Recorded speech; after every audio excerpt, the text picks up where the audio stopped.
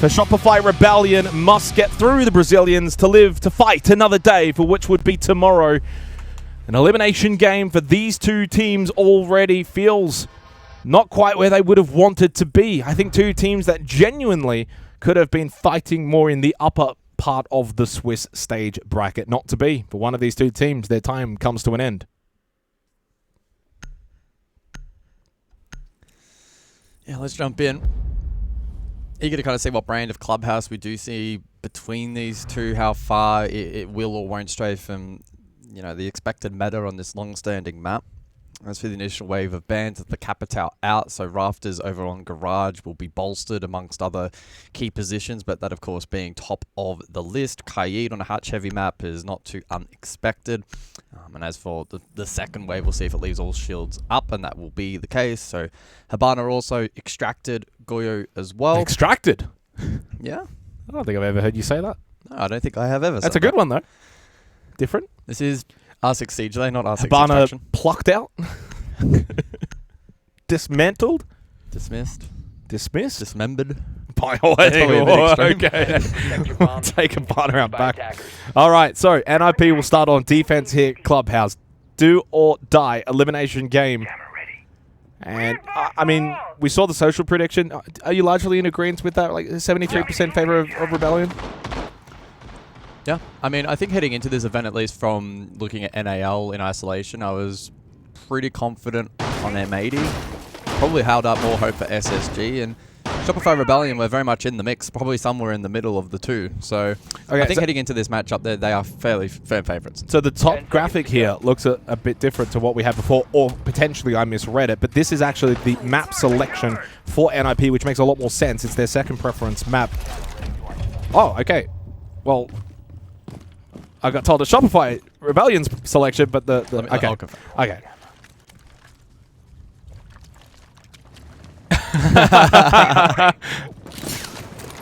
Okay, bit of confusion. We'll get things sorted. That's all good. Either way, we are into Clubhouse, and it is actually a pretty decent map for Ninjas in Pajamas. And away we go as Rebellion are going to send Canadian in towards Garage with that Montang.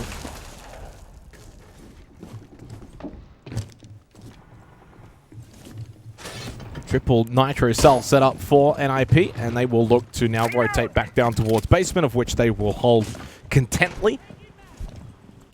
Towards main stairs, Fantasy and Hates is still holding close, but I imagine they will eventually fall back down as well and join the rest for NIP. This is going to be a bunk-up basement for Rebellion. It's going to have to be a site they will need to break open.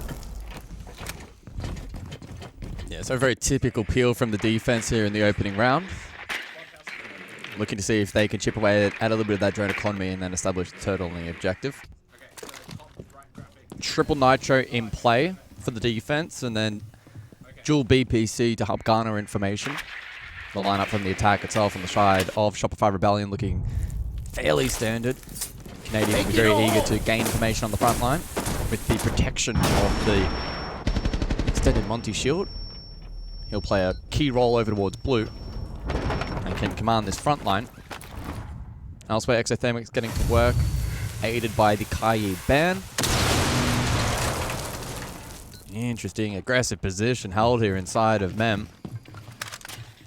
Will Shopify Rebellion be able to key into that? Fantasy still in this position, has not moved a muscle, but droned out.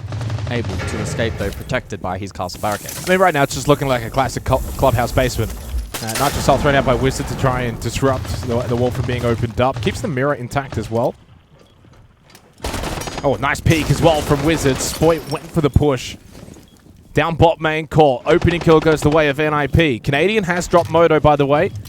Posturing in towards Church on the Montang, so they do have shield presence there, and he does have the kit, but he needs help. No one close by to him. MP making his way now down bot main stairs. Flash, and the push through.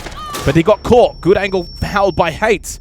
And really good teamwork from NIP to trust in their positioning. Rebellion went for the push.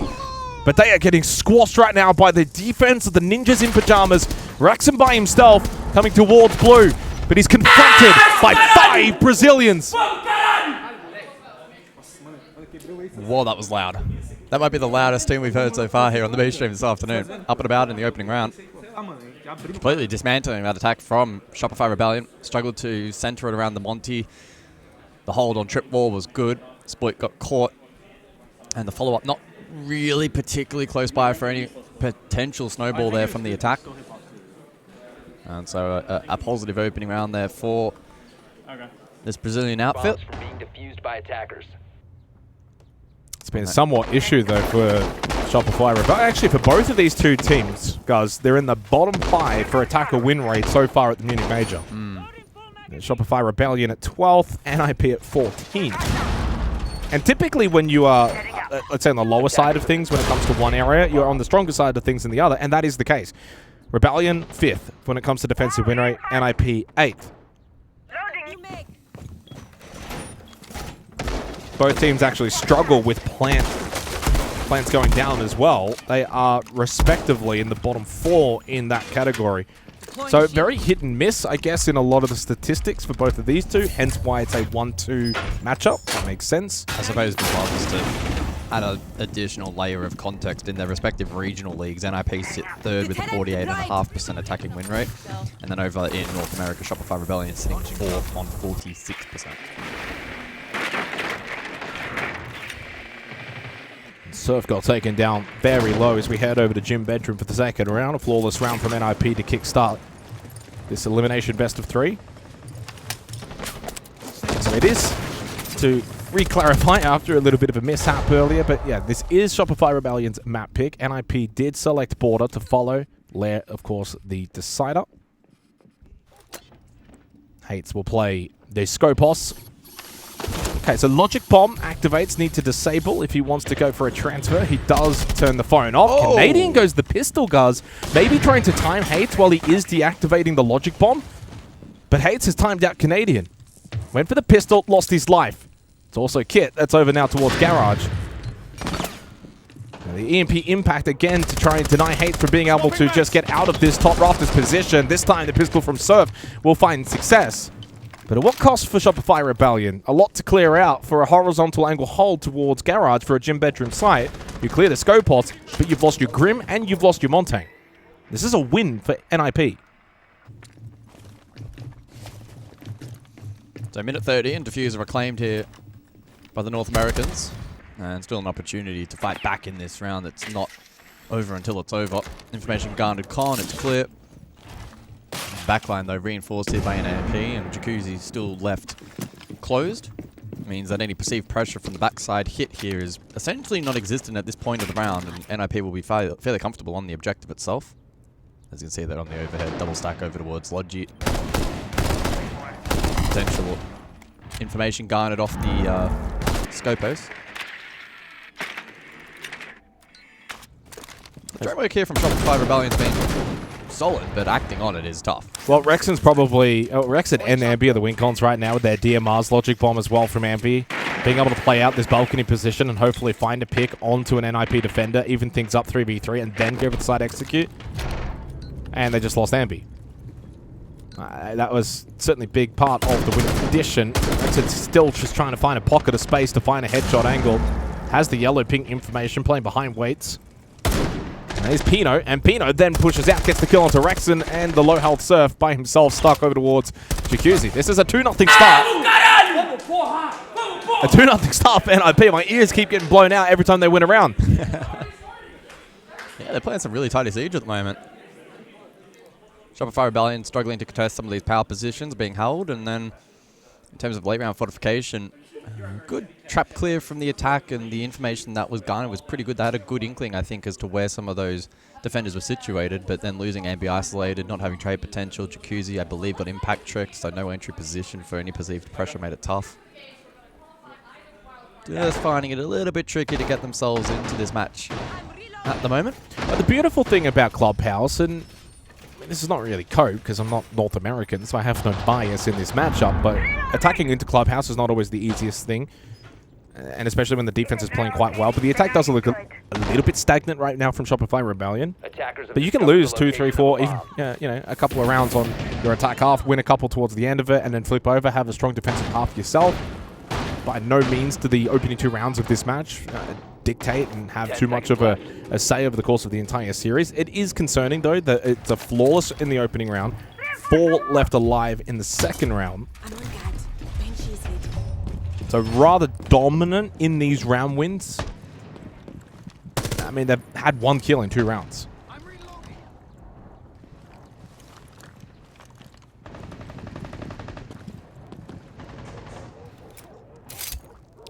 Yeah, we'll see what their fundamentals shape up like here for round number 3. I mean, Couch and CCTV, the tertiary site really needs to be, well, I mean, I don't even know if it's a tertiary site these days, but it's a pretty strong site still, but needs to be now where Shopify Rebellion get a little bit more active inside of the server. Yeah, I do wonder what the action plan will be. With the Capital bound out, Rafters clear becomes increasingly challenging. Wizard holding up for the Azami, so Kimmy barriers will no doubt be placed in enforcing that position further. And so NIP respond defensively by playing a little bit more of a presence on the bedroom side, anticipating maybe a clear across. Shopify Rebellion not necessarily playing into that all too much early on here. Spearheaded over towards that Kennel's wall, now open. And they ultimately could still, with the Grim in play, try to initiate something over in towards Garage. It's not impossible without the Capital, it is just a high degree of difficulty. Route now potentially up red for Ambi, but the trap cleared. It's just an element of perceived pressure now for NIP to be mindful of. But again, another isolated pick. Brexton falls, no trade potential whatsoever to speak of, and it's the Grim off the board. And it's very direct right now from Shopify Rebellion, by the way. They have no construction site pressure, so it's all garage and direct hit through Kennels. And Wizard on the Azami here still in a pretty decent position. They get the opening pick. Ambi does find one onto Hates, but desperately needed that kill. But Ambi over towards Lounge was able to get one. Now he can help Canadian as well, potentially on this clear. Never mind. Wizard gets another one. Canadian cannot find the angle on Wizard. He's on 1 HP, but he's still alive. Therefore, Bustly still needs to be cleared. There's no more clearance utility. He's wasting a lot of time.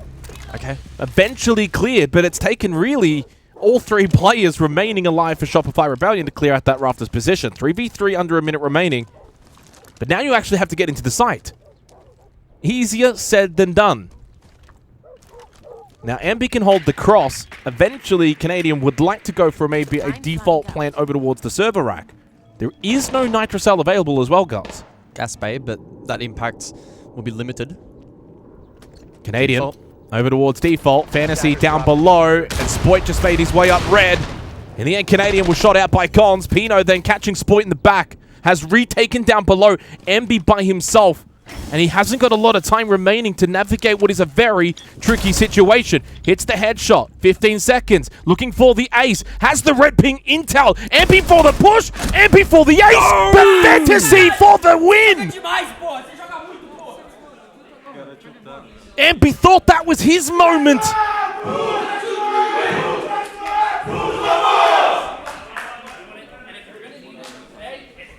3-0 to NIP, kickstarting this elimination best of 3.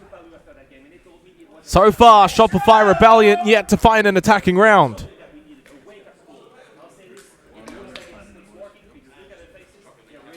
Tactical timeout, Shopify Rebellion. Super to try and rally the troops here and bounce this map back.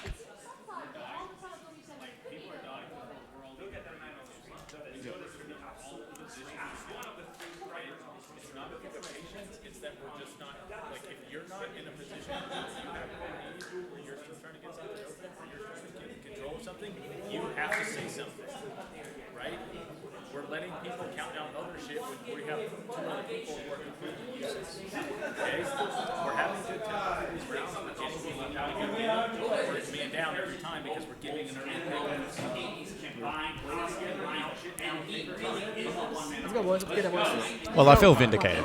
Super's messaging there is pretty clear that they're taking a lot of isolated fights, they're not communicating properly, and they're not breaking down these setups according to their game plan. What's interesting about it, though, and from the inside of it, is Super goes more about highlighting where things have gone wrong, rather than the messaging being about in future of, hey, we're going to now strategy-wise do this or try and do that. It's more a case of, well, I guess if the fundamental communication is breaking down right now. You can't execute a game plan if exactly. So you've got to fix that first and foremost. And this is a marathon, not a sprint.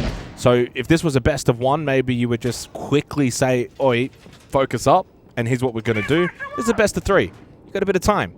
By the way, the SI qualification percentages, as I mentioned before this match started, actually has weight. I would say this matchup today... One of the more influential. ...is probably the most influential. A lot of other teams are in the 90 percentiles. As you can see here, you lose this, you go from basically 80% if you want to round, down to about 67%. There's a pretty big gap there. Reloading. So do we see that adjustment now translate inside of the server for Shopify Rebellion? Well, the problem for us is we can't really tell if they fix their communication. But we can try to interpret that based on what we see inside of the server, and a lot of that will come down to this initial point clear. Are they able to synchronize as a unit, isolate these players off-site, and not feed ones in untradeable positions? Also mentioned, Super touched on the opening picks. We're kind of giving picks away. That's true. Three opening kills the way of NIP, and then Spoit almost lost his life just then.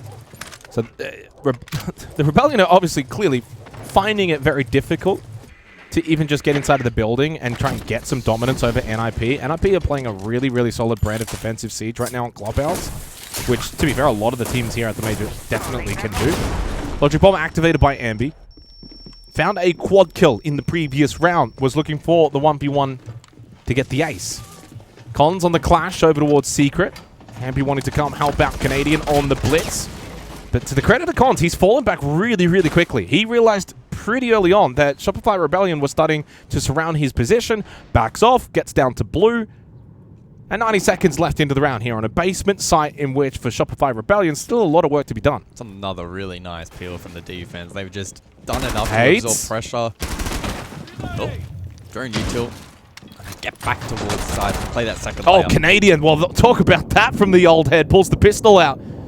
He's got some fire in the belly. Opening kill for Rebellion. Logic Bomb will be activated by Ambi. They may sense that this is an NIP defense now that is stumbling a little bit. They don't have Fantasy anymore. Shopify Rebellion have the numbers advantage. That Nitro was impactful. Gets Ambi low. That was a Nitro. I'm pretty sure that was a breaching charge from South. Oh, sorry. Well, yeah, you're right. There is no Nitro on the defense. That was my first inkling, first expectation. A bit of a mishap. Oh. And a bit of misinterest here now as Wizard goes top floor. This is a power play for NIP. They won't expect this.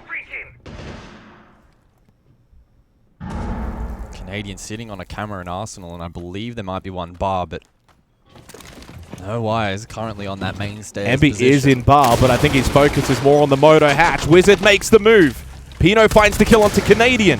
Now Wizard's going towards that motor hatch, and in towards the site goes Shopify Rebellion. MP got shot in the back by Wizard on the flank. Cons, shield down. Plant going down. Surf gets off it. As Wizard makes his way in as well, suddenly the time is running low on Shopify Rebellion. Surf to get the Plant down. He gets off. No, Plant went down. Rex and double. Rebellion on the board. Much better from the Americans. Woo! I don't think I've ever seen that style of standoff before. A defender behind clutch shield and the other behind both shield staring at one another, but did a good job of isolating the clutch towards the back end of that round, and thanks to the drop from Kitch Hatch netting the double, it meant that Wizard's impact offsite on that flank was nullified a bit. Had to be massive, and whilst it was good, it wasn't good enough to make up. It wasn't round defining, but to be fair, had Wizard done what he did, which he did, and those on site have just been able to defend a little bit better. One more trade. Yeah, exactly. One more trade here or there. They probably win that round.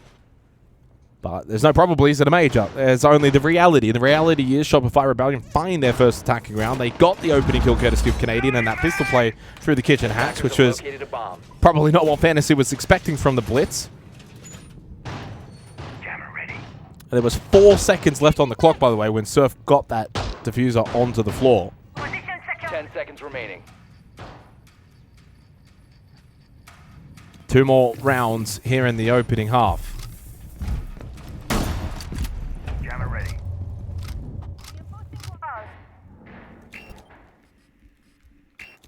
And there's probably no bigger relief than after you lose the opening 3, defense goes around the world, they hit all the main sites, to then win basement on club. It's a relief hit. And it has now meant for NIP, they will not go for the repeat, they will go gym bedroom. I'm reloading. So the mute in play here, and it's initially disrupting some of this hard breach potential from Shopify Rebellion, who are now limited to just the Maverick, or the ladder of the Ace, which has been selected here for the 5th round. Dealt with, though, initially here. And looking now follow up with the Special Australians that they do have remaining. Both the Twitch and the Flores in play for the U2 clearance.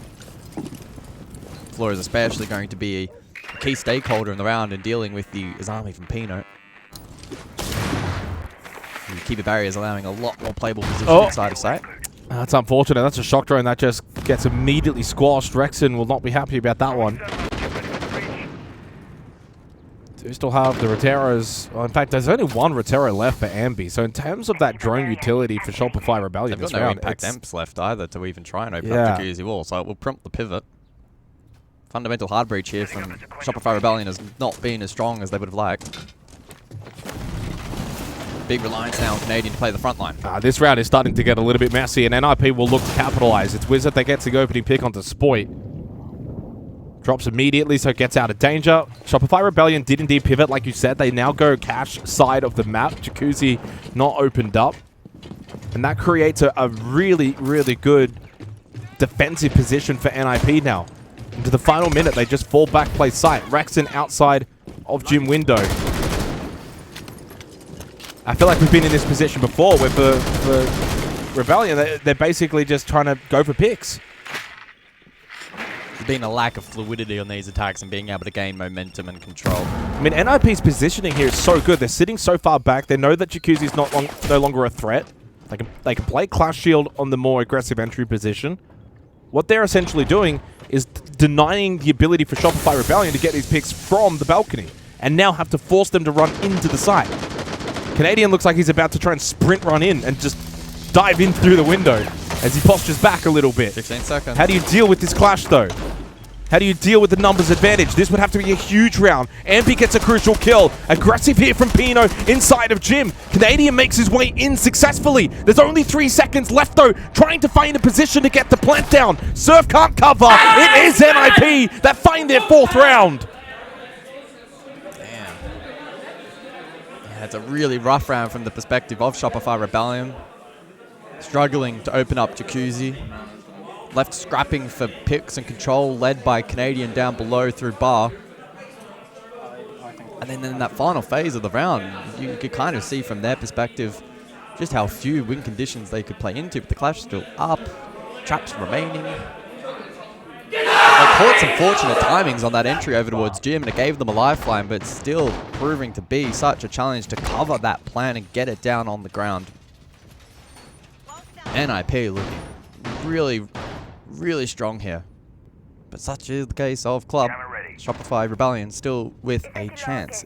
If on this quote-unquote tertiary site they're able to produce a result, 4-2 would certainly be a defendable position.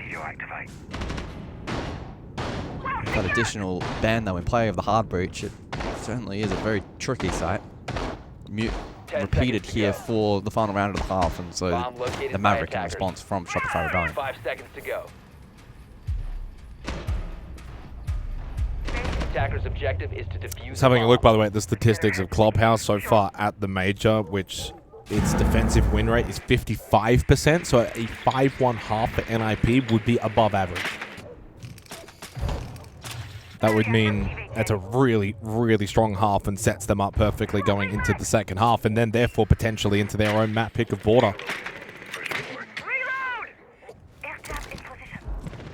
Rebellion really need to win this round of Cash CCTV. Drone activated.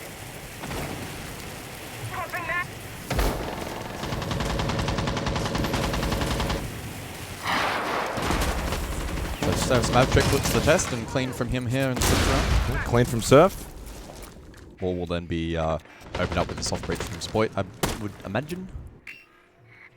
Surf, by the way, is the only player on Shopify Rebellion above 50% cost. Really? Well, actually, I'll give him a real pump up. He's the only one above 40%, and he's on 60%. Rex in half health as well. It feels like they're just always taking some behind. extra damage. Yeah, it's intriguing what's kind of going on here. So Ambi, success on the clutch. Able to get at least one of those Banshees. There's another clutch thrown in pocket. Investment from NIP on the clash down below to try and retain some control. We saw the double impact for the Plantanol default last time out.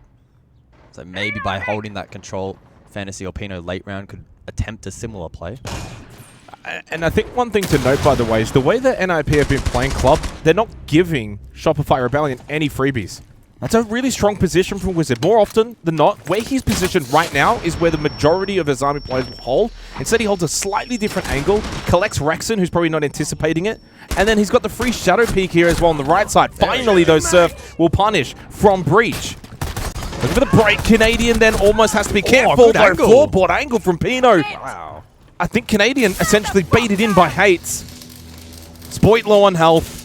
And Shopify Rebellion are low on time. Look at all of this free information here from Hates. Fantasy collects the kill onto Surf elsewhere.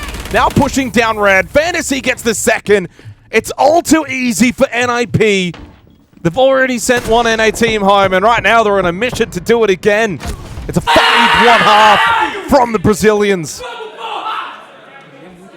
And they're shredding them at the moment. That's a really strong half of Siege. It is defense club, though, and it is always a game of two halves. Shopify Rebellion will now go defense, but, I mean, what, 5 of 6 rounds open and kill. In fact, all 6 rounds converted 100%. Total dominance from NIP. There was only a single round that they won that had less than 3 players alive, which was the Ambi 4K round. Yeah, NIP in a great position. They walk away from the half not only with such a significant lead, but also their tactical timeout Still in pocket. Yeah. So minimum overtime is nothing is guaranteed in Siege, but not far from it. Shopify Rebellion with some glaring errors and mistakes, misplays, lack of synchronization across that first half, proving very costly. And NIP, who they themselves playing very compact defense, positionally really excellent and consistent across the course of that first half. I mean, this is where it gets really curious, doesn't it? How does things unfold into the second half? Will it just end up being an incredibly defender-sided match of Clubhouse, which is not, untoward? Kaid and Bandit banned out, along with the Ace and the Thermite.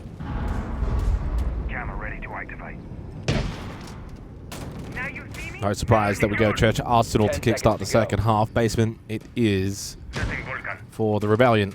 5 seconds to insertion. 1-6 for Canadian, 1-5 for Spoit, 2-5 for Rexon. It's so far been Ambi and Surf that have been offering a bit of saving grace. Cons will go the Montang, so they will bring shield play for NIP in the second half, along with Hates on the Ying. Candela's for the Execute, along with the Grim, which leads to believe, I think, for NIP, Kitchen Control will be something that they will want. Main Stairs, potentially Dirt as well, if they want to offer a third point of interest. Get the utility out, clear out positions like AKs.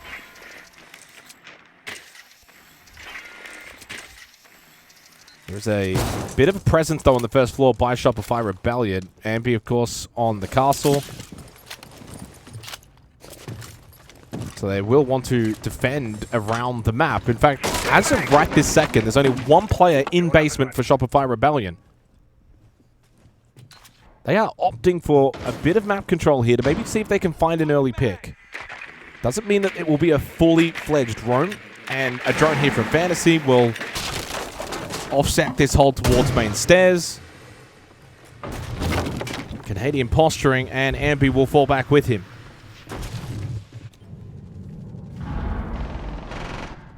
So the entire defense to reconvene on the basement floor.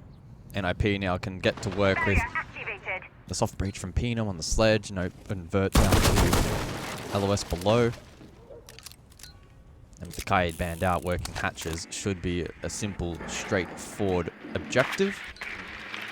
Promo from NIP this round has been sound, and still looks like they've got a fairly strong economy leading into the end of the round. Shock drone also in pocket, Fantasy. Nitro up for Rexon, ripped. I don't believe it's landed, or perhaps a fake. Still in pocket, of course, now, so available over towards that blue entry position. Minute on the clock. And I think Shopify Rebellion at this point in time probably still rather content with how they're positioned in the round. In fact, it doesn't land for Surf. Forced to vacate. Big stack over towards this dummy / blue position. The good news is, though, is the time has started to run low now for NIP. It's going to be a dirt push for Cons on the Monty. Sport protected by that mute jam of the Grim. Unable to find info on that position. Yeah, definitely worried for time, but it is going to be a push from NIP from multiple different avenues. Fantasy thought he could just walk down bot main. Rexon said no way. Cons to make the push through dirt. Still got Pino to drop. He does, but to his death. Ampy was able to collect the kill. Strong position towards the hallway. NIP are very split on this attack, and rightfully so are now losing the round. Shopify Rebellion have had all angles covered. A very strong defense to start the second half. Much, much better from the Americans.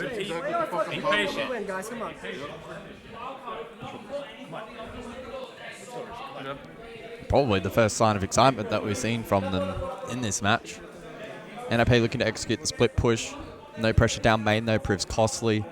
Grim unable to find value over towards blue, and so Spoit's position fortified. The split push is interesting when you've got a Montang slowly pushing out of dirt, no one playing behind, and he's not really able to have an impact to help anyone. Yeah. The dot's not quite connected there for NIP on the opening round, but it's basement, so it's not a condition for them in the context of this match to win that side. Oh, absolutely wrong. It's not required. They did get the opening pick as well throughout all of that fighting. That was Fantasy onto Canadian, but credit to Shopify Rebellion for turning the tide then pretty much quickly after. It was officially traded, which means you get the opening pick, but then there's another kill elsewhere immediately after. Jim Bedroom for the 8th round. And I feel like it's almost strap yourself in territory for a defensive club. Now you see me, now you don't. 5 seconds to insertion.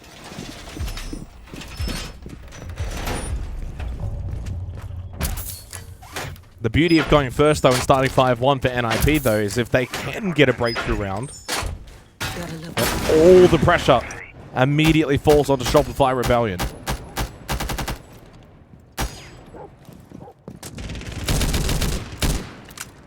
Drone ready. Reloading. So the Deimos in play then for this 8th round, and I'm intrigued to see how Fantasy looks to implement it into their game plan. Can be quite useful for the clear lurk down below, and there is some drone work to facilitate that. Highlighted nicely. I mean, Canadian playing the mute can limit the Deimos a little bit, depending on whether his mute jammers are positioned. We saw that as well directly onto the Grim last time out over towards blue. Shouldn't be necessarily as impactful for this round.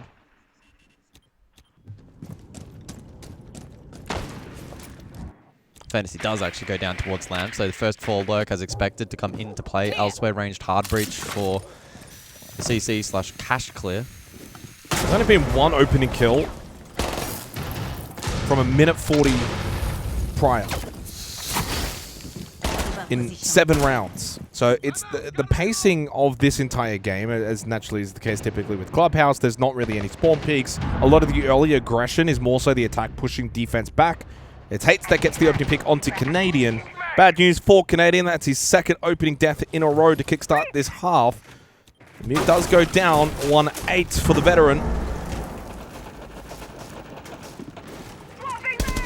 And it also now means from 8 rounds played, 7 opening kills for NIP. That is a huge statistic.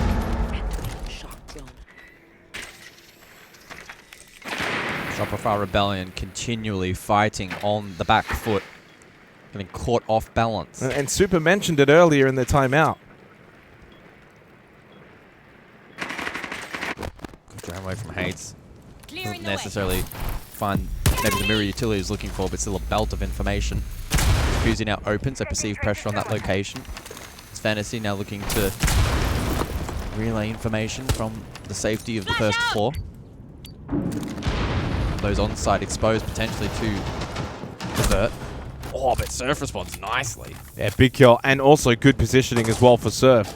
It just offers Shopify Rebellion a bit of map control.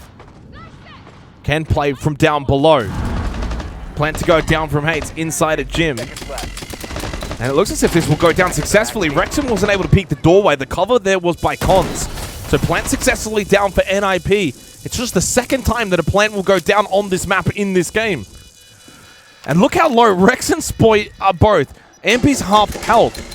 Shopify Rebellion might have an extra player, but they're not really in a super comfortable position. Surf goes full run-out mode. Is anyone paying attention? Indeed they are, but he forces himself to take that fight. Spoit's on the kid! Spoit will defuse!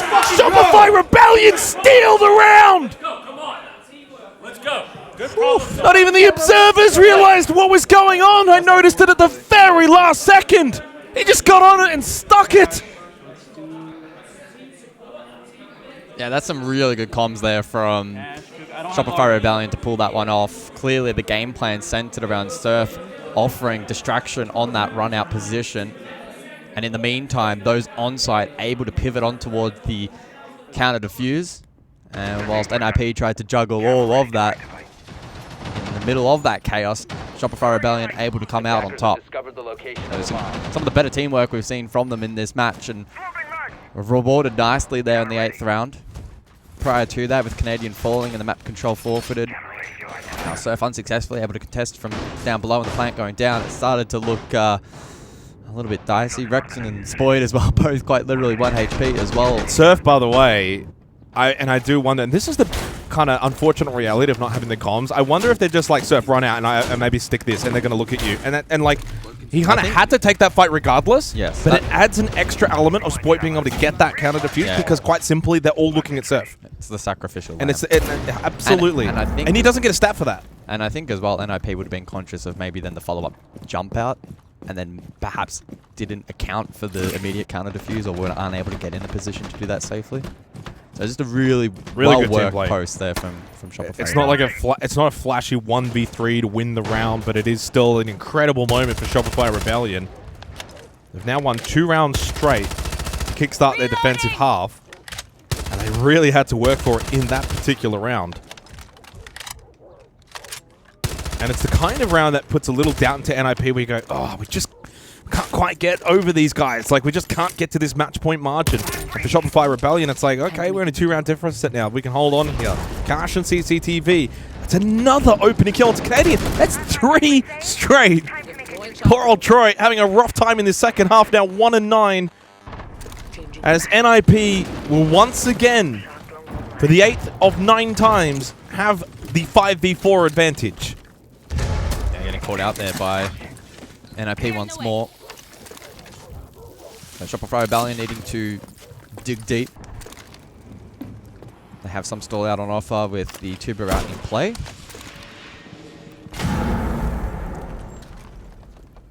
Jacuzzi opened up, suggesting some form of map clear potentially on the cards here. It was the earliest opening kill that we've had since the 2nd round. It's been some time. Engagement, Spoit. Wary of a push up main stairs, and he is rightfully to be, but he lost the battle. Fantasy double. Lovely push up from top main. Fantasy goes double digits, and this time around, the defense for Shopify Rebellion is falling down to Surf and Rexon to see if they can hold on towards Cash and CCTV. The horizontal hold will be a disaster for Shopify Rebellion. It falls apart. It's cleared comfortably by NIP. And Rexon and Surf to try and hold off this Brazilian wall. Still some time if they don't panic and if they can find the next couple of kills. It's still a round in which they might be able to salvage. If NIP, though, keep the Blackbeard up, it's their round to lose. Rexon's holding Raft. Yeah, well, Rexon will hold Rafters just in case that there's going to be a garage push. Surf, though, loses out. Wizard, easy clear. 1v5. Screams say it all. It's the 2nd flawless from NIP in this match. They've now got themselves multiple map points. In this elimination best of 3 at the Munich Major, NIP up 6-3. Canadian sweating. Might just be the lights.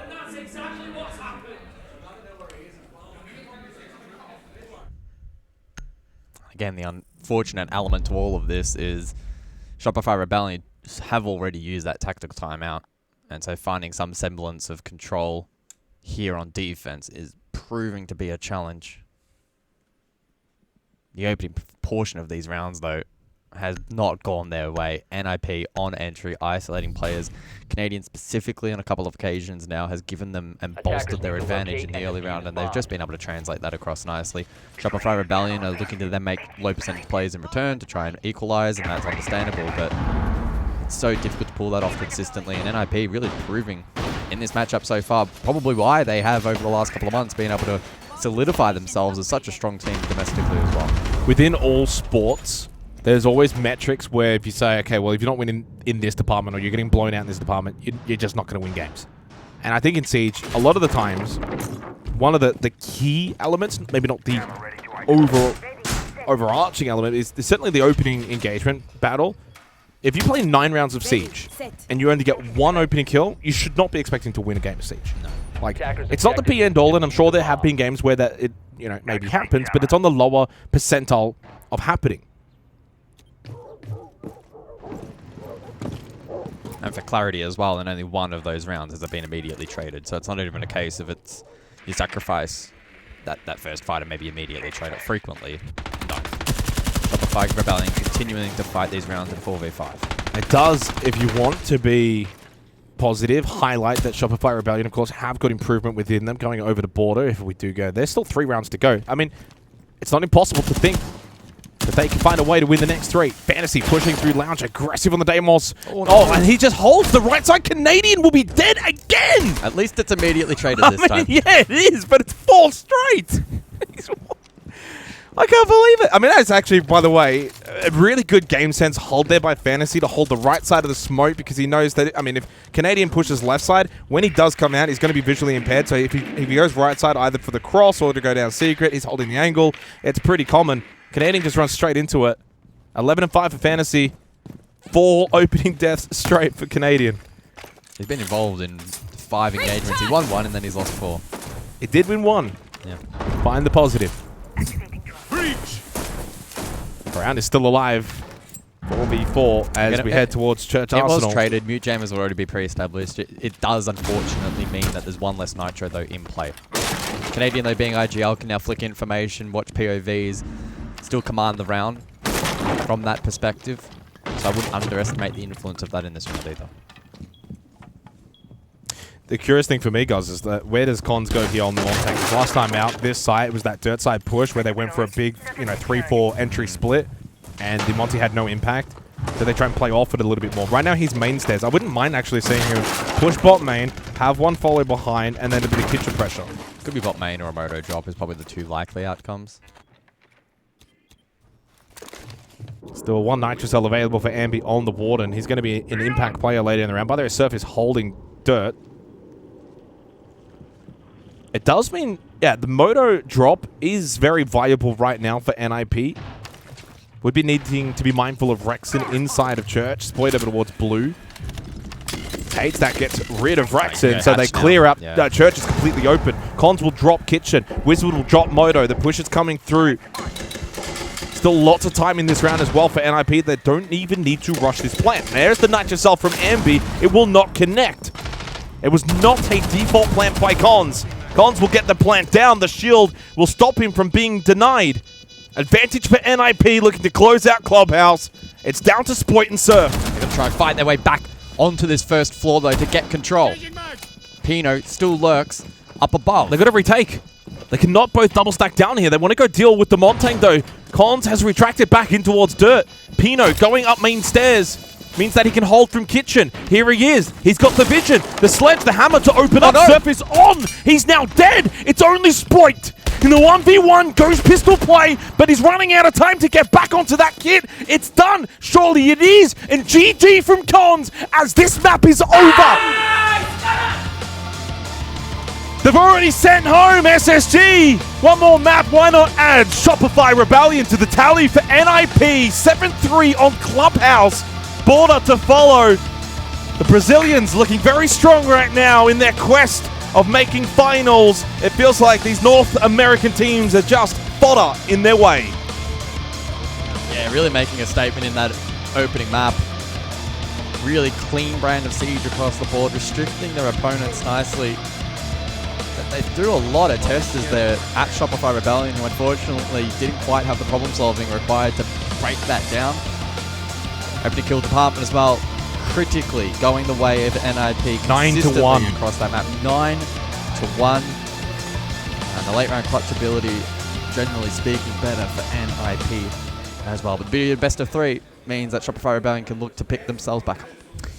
Ambi had the 4K, which was all the way back in round 3, ended up 10-9. Thought he had a good game overall. Poor old Canadian had a rough time. He was the last remaining 4 opening deaths. Just got no involvement in that second half. Never really got to do anything. Overall, for Shopify Rebellion, though, it's more than just that. I mean, the whole team structure, we got to hear Super earlier. The comms weren't clean. They weren't playing great. They realized that themselves. That was their first port of call, was to try and fix that. And I felt like maybe to start the second half, they showed a little bit of resilience. Yeah, they weren't getting the opening kills, but they were still able to win a couple of rounds, and I thought maybe they were back. And in the end, credit to NIP, they closed it out. 7-3 is quite dominant against Shopify Rebellion on Clubhouse. Now they get to go their map pick on Border. I hate to say it for the Rebellion. I don't know if they're going to be here much longer.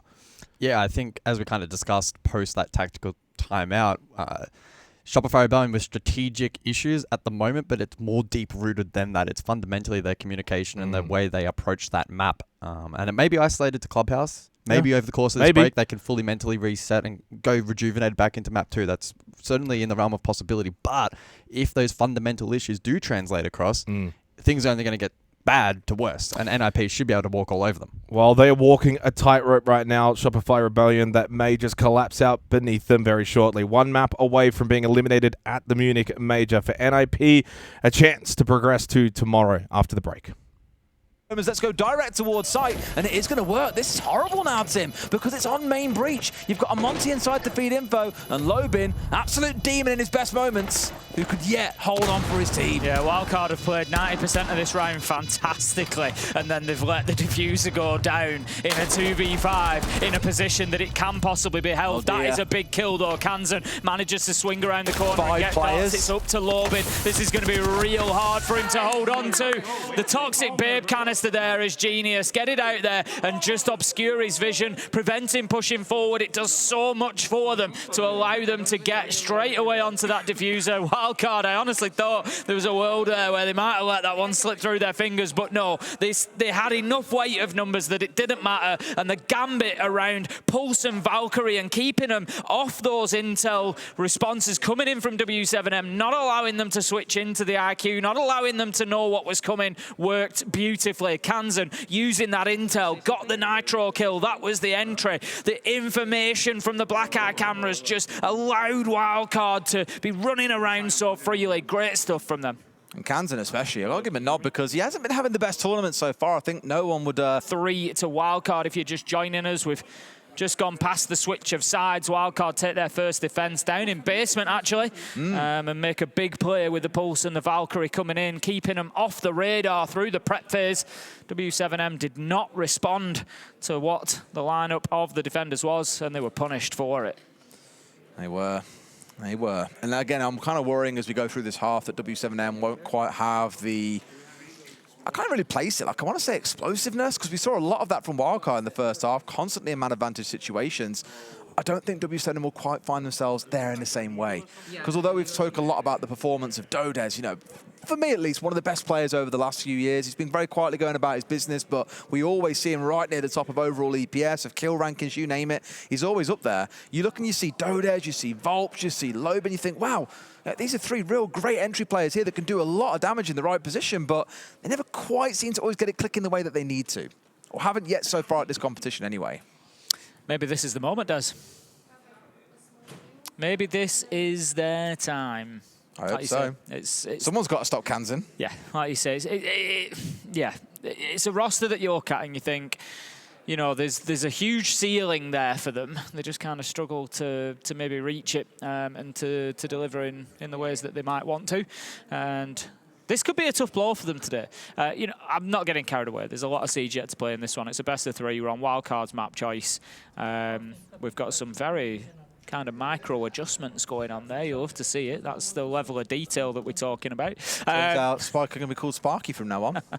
But yeah, well, Babe W7M really doesn't look very impressed by it, does he? No, He looks quite like, bro, come on, I want to play the game, come on. But yeah, W7M, if they take a loss here overall to wildcard, that's 2 opportunities for qualification that have slipped through their fingers. And it starts getting into that realm of, is this now a mental block? Is it going to become a mental block? You know, are you going to start having problems actually getting it over the line? Very possibly. We'll find out as things continue. Issue resolved. Spiker is back in and locked in, and we will be good to go in just a second. Shock Horror Team, we are going to go to the second floor, it looks like, here in round 8, where I thought we'd start in round 7, but no, start things out down in the basement instead. So different tack needed entirely, I imagine, by the looks of it, because you'd see things like, well, in fact, it's got a tactical timeout to come in, so let's have a listen. Never mind, it's been cancelled. And production being like, timeout, timeout. I was like, okay, yeah, let's go to timeout. Oh, it's been cancelled. Okay, never mind, it's all good. We're okay, we can crack on. They just like to keep us on our toes. Absolutely. It'd be very, very strange to call an attack timeout now, I was going to say, after just 1 round of the half has been played. It would feel very strange, because we knew the key mistake, as we spoke about, was they didn't manage to find the Pulse or the Valkyrie during the drone phase, didn't then think to bring along the IQ, and got punished by the information. Okay, now we've got attack timeout, Tim. Now let's have a listen. Primeiro vocês escolhem uma play que é pra bater na massa, sabendo que a gente ia ter que lidar com um monte de coisa. A gente não comunica recurso no mid-round, não comunica como a gente vai punir, a gente tem todas as posições dos caras e não escolhe como a gente vai jogar. Beleza, já tá um primeiro erro aí. Segundo, a gente consegue a brecha, porque a gente pegou uma boa intel do smoke rotacionando. Entramos na brecha, não toma decisão com a brecha. Ah, quando vocês quiserem aí, aqui, pô, posso descer pro bombe. É muito diferente de como a gente age, ó, vou descer pro bombe, prepara, já, mano, gira, careca, mira a bombe, não sei o que, a comunicação tá porca. Pra ser bem sincero, se vocês deixarem baixar o clima, vai dar merda. Exato. Então vocês já sabem disso, guys. Bora resetar essa porra, bora fazer com capricho, que vocês estão muito melhor que essa porra. Bora querer. Bora, cara. I love Norris so much. He's so passionate. He's a real character. What I love is even like timeouts where I've seen him at events before, where he's been really chill. He's been kind of crouched down at the back, sat on like whatever's at the back. He kind of addresses the guys like, guys, come on now. Come on. We know we can do this. You know we can. Like, we're this good. That one seemed a bit more intense. And that was again, like, come on. I don't speak Portuguese, but I know at least the word for communication. That was said probably half a dozen times during that. Which comes back to the classic issue that we've heard so many coaches speaking about during these timeouts over the last few days, is people just aren't talking. Have the conversation, guys. Get the energy up. They look full of beans and they were gesturing to the camera while Anne and the gang were on the desk. So let's see if they can step things up a little bit here. Wildcard have now stepped slightly further ahead. Again, it's always a concern for me when you've got attack timeout coming in after just a single round of the half. But clearly Norris felt that those issues were big enough to try and get them corrected. Now, let's see how things go up on this top floor. And thankfully, I think for W7M Team, there is no Pulse to deal with. However, there is a Valkyrie and there is no IQ. A little bit of confirmation for you from Maria, Des.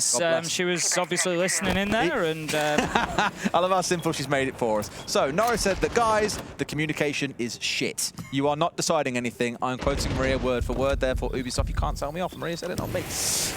Don't get other ones in trouble, please. But it's exactly that. Like, it looked passionate. Again, I heard the word communication a hell of a lot, so it makes tons of sense. They've got to sort it out. Yeah, they do.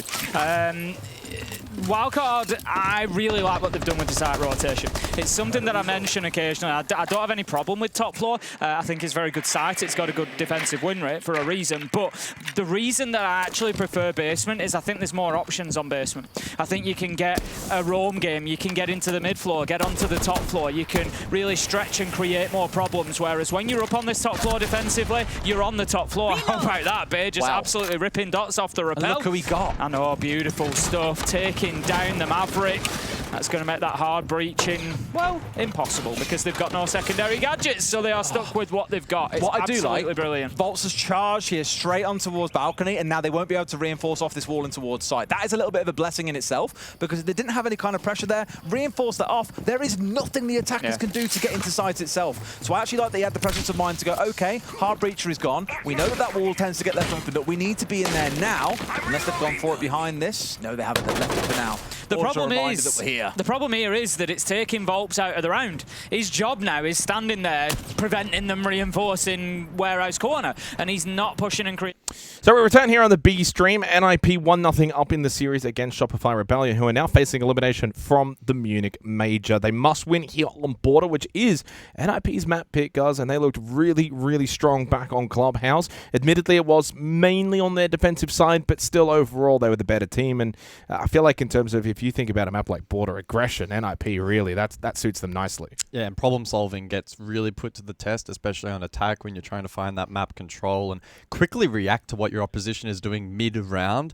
Border really exposes teams struggling in that department, and I can't help but feel that we saw remnants of that on Clubhouse. On a map where sometimes you can, find those backup plans with maybe a little bit more comfort, a little bit more ease. We didn't see Shopify Rebellion able to tap into that all too much. So I go in to the second map quite wary for the North American roster. They have room for improvement, though, right? But like the height that they could reach if they're able to reset over this break could potentially catch NIP off guard. I'd love to see them see if they can unleash Ambi. I feel like this is a really good map for that as well. I'd just be kind of saying to Ambi, hey, go in, try and get opening picks, try and be a fragger, try and open up the map for us, and whether that means, Canadian goes plays shields and pushes in, etc. That might help them out, at least on the attack. When it comes to defense, though, they're going to need to lock in as well, which is where they will be beginning in the opening half. Now, unfortunately, I think we did have a PC crash before we could get underway, so we will have a little bit more time to really kind of dissect things. It's also meaning for Shopify Rebellion a little bit more time of the major. If they do lose this map, of course, they will be done. They will be joining SSG, and it means that for the North American League, guys, M80, of course, have already qualified for finals. They'll be their best hope now. I mean, Wildcard's a good team, but I don't think they're winning the major. I mean, I probably shouldn't be saying those things because it might come back to bite me, but I think M80, of course, is their best hope. And to be fair, they've been really good. They're not just their best hope, they're one of the top hopes now at this event as well. Yeah, absolutely. Still potential, though, for Shopify Rebellion to springboard themselves into a position where they can have impact at this event. But map 1 was dicey from them, to say the least. They were probably a little bit fortunate to even extend it as far as they ultimately did. A lot of the numbers, the metrics, the opening kill department, the ability to convert advantage, just the overall gameplay inside of the server was heavily skewed towards an NIP who really struggled to put a foot wrong. As we head into this, though, quick prediction. I mean, you're probably expecting the easy answer would be NIP to close it out. So if that is the case, and I won't even get your prediction on it, what do we need to see from Shopify Rebellion here? 55% in favor of the Rebellion, but what do we need to see from them to take out Border? I mean, I think I doubled down on your point there about Ambi. Try to enable him. We know how strong he is. Funnily enough, heading into this particular day, overall at the event here at the Munich Major, Ambi was 3rd rated overall. Rexon not far behind 5th. They were both posting up really good numbers heading into the day. Clubhouse naturally can restrict fragging potential, so I wouldn't take away a ton from that in terms of individual ability. It was more so team-based, and again, super reiterated that in the tactical timeout. But heading into a map like Border, try and find some space and playmaking opportunity, feed those guys information, give them the confidence to make plays, and we'll see what happens. And I do wonder as well, in the break between the maps, as Warden and Dockerby will join Azami Glaz as the bands here for the first half, the communication issues that Super kind of noted during the timeout on Clubhouse. A map like Border, you need to have good comms. You've got to be sharp. You've got to be very sharp in the comm department. Everyone has to be switched on. You have to know exactly where you're hitting and how you want to hit and coordinate that to the best of your ability. Of course, they are on defense first, so that's not going to be as much of an issue, and that might help them. Maybe being defense first on Border might not be the end of the world for Shopify Rebellion. As for this map so far at this event, it has been played quite a lot, and it is the second most attacker-sided map. What's number 1? I hate when you do this. I love when I do this. What's number 1? It's going to be something obscure. How many play times does it have? 5. Bank? Yes. There we You go. got it. I'm on the money. You're on the money. Yeah, Bank is 1.2% more attacker-sided in contrast to Border. Border has been played a little bit more, though. So really, the first half's going to give us a pretty good picture, right? Like, if Shopify Rebellion have switched on defense, they can get a couple of rounds. It might set them up then into the second half. And the other topic is very much those opening kills. Like, you play an entire map, 10 rounds on Clubhouse, you get 1 opening pick. That needs to change here on especially a map like Border.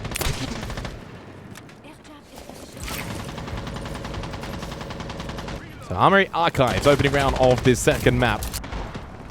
Again, a reminder as well in terms of the SI implications for Shopify Rebellion. If they had won this series, they would have shot up to like, I think it was like 78%. If they lose this and they're eliminated, they drop down to 67%. That's a wild swing. Good hold here from Surf, courtesy of the mirror placed by Rexon, who has a Nitrocell. Surf feeling the pressure from Sandwich. Soda canister thrown to deny any kind of potential vault in. A lot of utility being dumped in right now by NIP, and Wizard will go for the swing in. He's skating on thin ice. Wow. And it's MP that finds the opening kill. Cracks in that ice, means that Wizard will have his demise. What a play there from Surf, able to deny those Candelas with the Tuberel Zoto canister. Wizard still tried to force his hand, and then gets caught. So good communication and counterplay there from Shopify Rebellion. Cons, are they aware of his push-up? Yes, they are. Canadian switched on. This is better.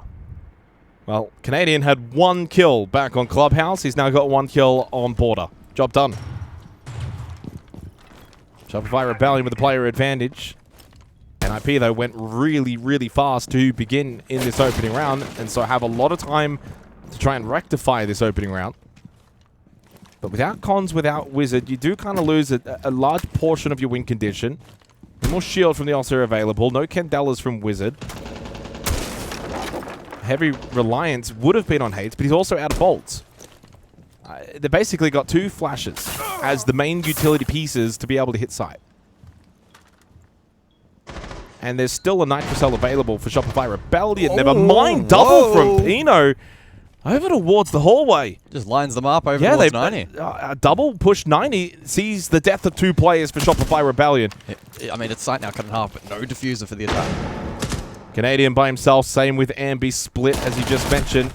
Big kill, though, from Canadian. Doubles his kills from the opening map of this series. Here we go. Triples it. Can't quad it, though. 1v1. Pino and Ambi. And with 15 seconds now, the onus is on Pino to get the quad kill up close. Now knows the position of Ambi, but Ambi hits the headshot. Young Gunner stands up, wins the 1v1. And Shopify Rebellion will take an early defensive round. Time will expire. You will forget in the corner. Let's go, Ben. Let's do mirror.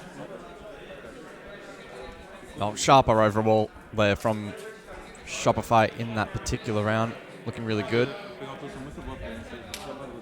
A little dicey there towards the end with the lineup. 90, Rexon and Spoit both fall. They have that sight to be split in half, but the really good work done earlier by Surf, denying Candelas with the Zoto canister and dropping that diffuser alongside Ambi. Big dividends. There is that SI qualification implication, Jake. Significant swing for either roster dependent on just this one result. Yeah, that's crazy, isn't it? We're on. Magnets ready. Of course, there's still a long way to go to the quest of 6 invitational regional finals, LCQs, but nevertheless, doing well at the major here is, 10 seconds remaining. well, an immediate boost for these teams that are here and are still playing, as evidenced by that graphic. A big round win for Shopify Rebellion.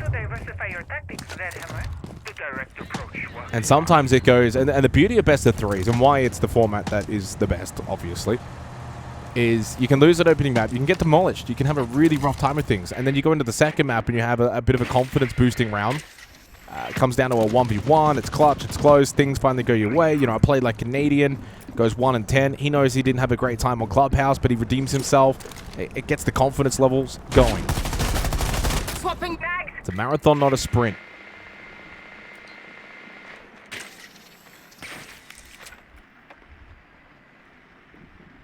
But NIP, though, considering what was a bit of a poor start to the round, to bring it back to a 1v1 would at least be,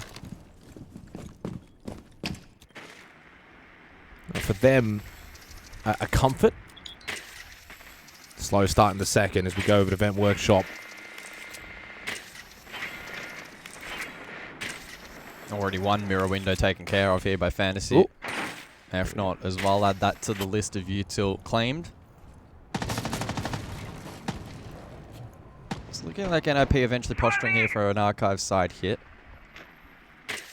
Cons does have that diffuser tucked under his armor towards his belt. Second got it. Popped as well. So Fantasy very effective on the shock drones this round.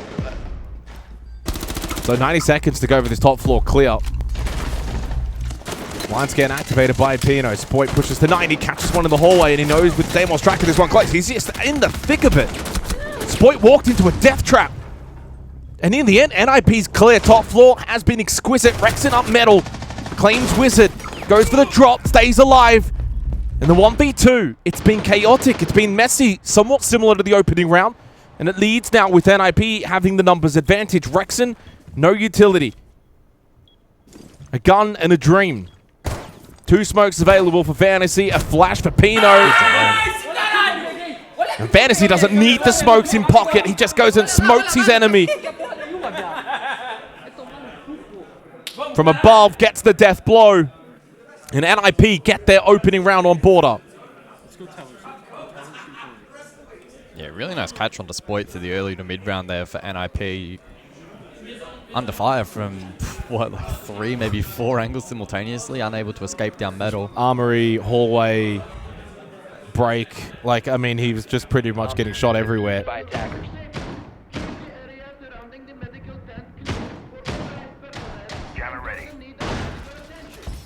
Tellers then for the 3rd round, and this tug of war continues.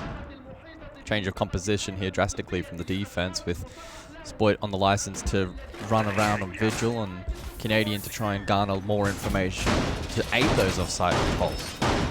It's rather simplistic, but I really like that round from NIP, just taking as long as they felt they needed to get the clears that they wanted, top floor, to help facilitate what was then a very aggressive and well-timed clear. It was a minute 30, still 5v5. By 1 minute, it was 2v1. So they spent a lot of time dealing with that defensive setup. They didn't rush it, but then when it came time to actually push in, they were incredibly well-timed. Bathroom tellers for this 3rd round. And the more and more we play of this border, the more and more it gets tense inside of the server, facing elimination for Shopify Rebellion. Every round is so important.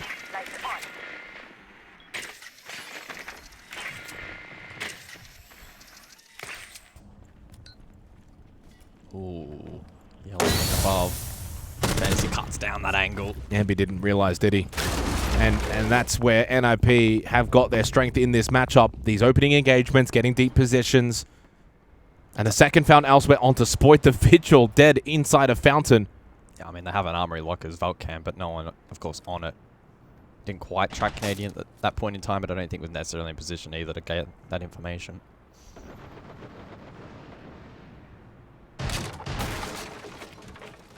Nitro from Canadian. Oh, my goodness. Wonderful Nitrocell. Somewhat even better observing.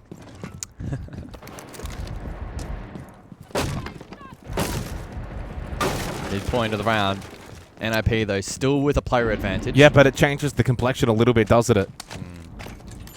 A lot of information available here still to the defense. With no IQ in play, the vault cams remain. Still got 1 Nitrocell for Rexon that can play off of Canadian's pulse if he can get some information. So if they can get this back to a 3v3, suddenly it looks a little bit more doable for Shopify Rebellion. There is that Nitrocell. It doesn't... Just a pre-place for just now. a pre-place for now, but does Canadian come on over and play off it? No. Just it's baited by the barbed wire. Final piece of utility for Shopify Rebellion does not have impact. Still a minute left in this round, by the way. It feels like it's been going for a while. There is a vault cam inside of Archive, so this shit is known. Shopify look to go up metal to contest, but get caught. Now, it's a 1-for-1. It keeps the advantage with NIP and the plant's going down. So that's a win. If you're NIP, you're more than happy with that exchange. Canadian holding window. Knows he crosses left. Knows there's one probably still inside a bathroom where the plant has gone down successfully. As Canadian falls, it's down to Surf. 1-for-1. Again, still the advantage with NIP. And Surf now trying to think his way through what is a very difficult problem. In fact, almost close to impossible. Even if you could win the 1v1 against Cons. Not only that, you're now running out of time. Wizard is still on the exterior. For all intents and purposes, I hate to say it, but this round is done. Couldn't even get the standing still Wizard until the spray confirmed it. Still 2-1 for NIP on border.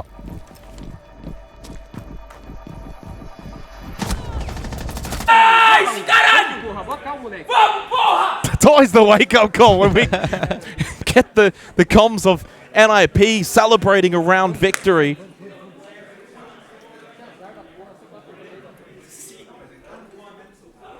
Yeah, tough pill to swallow there for Shopify Rebellion with the flood of info that was available in both the Valk and the Pulse, but unable to action upon it and be caught off early. So again, advantage to NIP, and Spoit as well dismissed. Still yet to find a kill here on map 2. Fighting from behind, the trend from Clubhouse starting to feel like maybe it's leaching into this second map of the series as well. Armory and Archives for the 4th round, with Fenrir and now Ying also unavailable. Got to remember as well, this is an attacker-sided map so far here at Munich. I mean, this is so far probably playing out as expected. Reality, Shopify Rebellion probably only need maybe one more round on the defense. But that, of course, then puts it on their own attacking half to follow through. What a turnaround for Canadian. 1-10 on Clubhouse. Now he's top fragging. And now he's top fragging. Actually, not even just for the his lobby, team, but the lobby. Siege is a funny game. It is a very funny game. I'm sure that there would have been comments, oh, he's washed, yada, yada, yada. We've seen it all time and time again. And then in the next map, it's like, oh, he's back. They're going to need more, though, out of Spoit and others, Rexon included. I think you touched on him. Wasn't he like top 5? He was 5th rated from there you go. The entirety of this event heading into this game, yet has just been okay so far in this series. Not a standout. 410. Technically now with the Canadian resurgence, he's the lowest rated player in the series, so they need more out of Rexon. And it can all turn very quickly though. Armory Archives successfully defended in the opening round. It came down to that 1v1, clutched by Ambi. Air jabs have been set.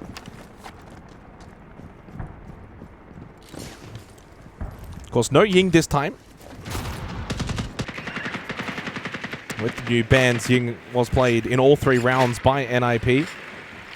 Fenrir was only played once by Ambi back in the second round, Vet Workshop.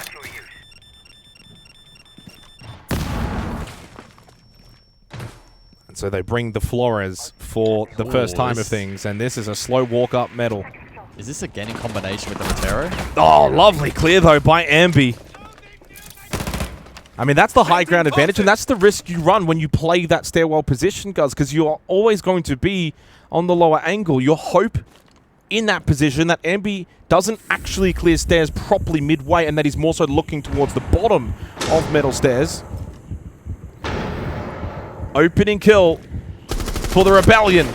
Wizard catches Spoit, but served with the immediate trade. Cons unable to get himself back outside the window. Therefore now, Shopify Rebellion have got a 2-player advantage.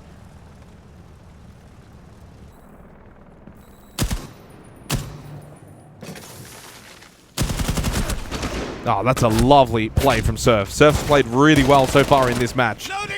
And Hates is dead. Not getting himself back up there on the Vinca. A second round found. And Hope returning for the North American team. Yeah, just chipping away at it nicely at the moment.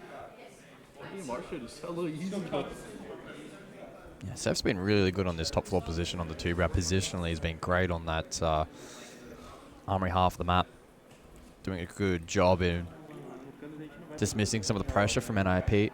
And then a good read prior to that even over towards metal stairs. The combination of the Rotero is to try and facilitate the lurk up by clearing that barbed wire. Really interesting idea there from NIP, but You'll pass me the chip. unrewarded. I can pass with it. Over to Customs for round number 5. Now, I would take a guess that this is, if not maybe even the lowest selected objective in the game. I'll try and actually find some numbers to back that up. I thought you said this was salt and vinegar. They had none left when I went there. So just the plain old sea salt. Well, 2-2, I think, is really, at this point, if you had said to Shopify Rebellion going into the 5th round, hey, it's 2-2, we've got 2 defensive rounds, they'd take that. They'd be pretty happy with that, especially after the opening map of Clubhouse. This is far more competitive, first and foremost, and secondly, an attacker-sided map means that they're in a pretty solid position now. So for NIP, you want to close this out, you probably now need to go get these next 2 rounds. Let the Rebellion have Armory and Archives. That's the only site they've been able to defend thus far. Failed on Vent Workshop, failed on Bathroom Tellers, now they go Custom Supply.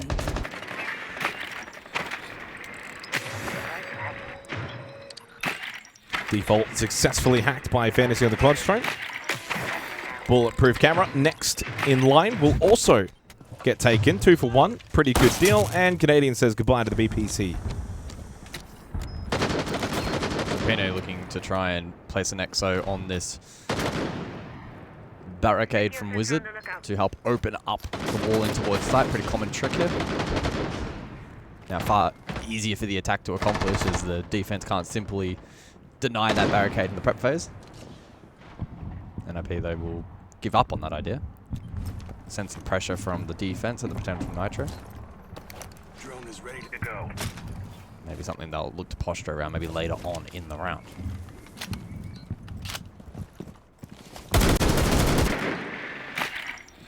Oh, back to the fantasy camera. How much util can you get this time? Oh, no. Jumps off. Been quite effective so far. Minute 30. I mean, this is the kind of round, maybe due to the site, where the entire map is just being played right now from both attack and defense. Everyone is basically everywhere. A little bit of a consolidation now by Shopify Rebellion on the vert side of things as well, where they're now far more on this western side of the map. Fantasy going to go down to Canadian. He gets an opening pick, his first of the match. A third now acquired for Shopify Rebellion in that department. He's 9-3 now. He's locked in. Man is locked in. He doesn't want to go home just yet. NIP is starting to get a little stalled out. This would be a huge round win for Shopify Rebellion. If they can acquire a 3rd defensive round, boy, the tune of this match changes massively. Both of those mirror windows still standing top floor, so the clear will be tough. Any chance of getting vert control will be very low percentage here for NIP. The pocket pick here from Shopify Rebellion is paying dividends at the moment. It's all about closing out the round. They lose the Ambi, but they've still got a decent amount of presence on this top floor. 30 seconds remaining. Spoit still just trying to play the vert. Wary of the fact, though, that he may get pushed in. But no one actually coming in from that direction from what I can see on the top down. It's Wizard up close, and Wizard does catch him. Spoit is yet to still get on the board. 05 holding close. Surf. But he shot a little too early. Now gives his position away. The flash will force him back over towards main lobby. Wants to slip back in towards customs. And Cons had the kit. Now down on the floor. We're into red time, guys, and there's no kit in hand for NIP. Can Canadian and Surf clutch up? Canadian won his fight. Needs to hide, but Hate's got on the kit at the last second, and Canadian needs to deny, but has no vision. Post plant. But no, loses out to Hate. It was so close for Shopify Rebellion, but NIP will steal the round. Damn, that was close. NIP again clutch up. And the pocket pick from Shopify Rebellion goes begging. They did so much hard work. A lot of these rounds have been winnable for both teams. You think about the opening round, straight up 1v1. Second round, 2 alive. Third round, another 1v1. And that round in particular, Canadian with a 3K, 1v2. What was it, 3-4 seconds on the clock when Hates is able to get that kit very quickly, get it onto the floor. No angle found for Canadian. By the way, 11-4 now.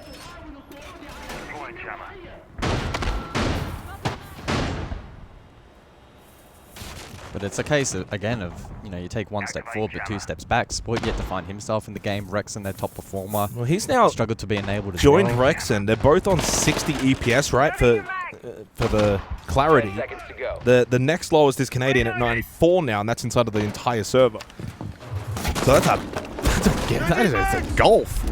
It's basically a 3v5 right now. 0-4 on the entry for Spoit, 0-2 on the entry for Rexon, 4-11, 5-12, 33% cost, 40% cost. If Shopify Rebellion are to get back into this series and win this map, they're going to need those two to start to activate. That's going to be a difference point, especially going into the second half, that needs to be noted for SR. Final round of this half. A third defensive round would be crucial. Vent Workshop once again.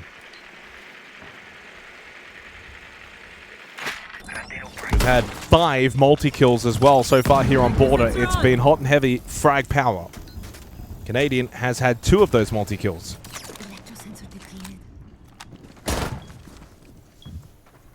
So they're trying to extract value on the Solace in this round by countering that information on the board of the attack. Identifying if any drones have been able to sneak their way in towards side. As Fantasy looks to sneak himself into side. This is aggressive. Oh, he's going to get a kill here. Oh! Free kill. Yep. Rexon had no idea. Once again, NIP get deep position. Hates finds the quick double onto Spoit and Surf. Just through the window? I mean, the round is done, and poor old Canadian is wondering, where is the help? Cons will just quietly walk himself into server. He'll get this plant down. The round is done. The half is done. Flawless from NIP. So a 4-2 half. For all intents and purposes, with this scoreline now and switching sides, attacker-sided map, it's still somewhat neutral. But now the onus more so on Shopify Rebellion to go find these attacking rounds from a deficit.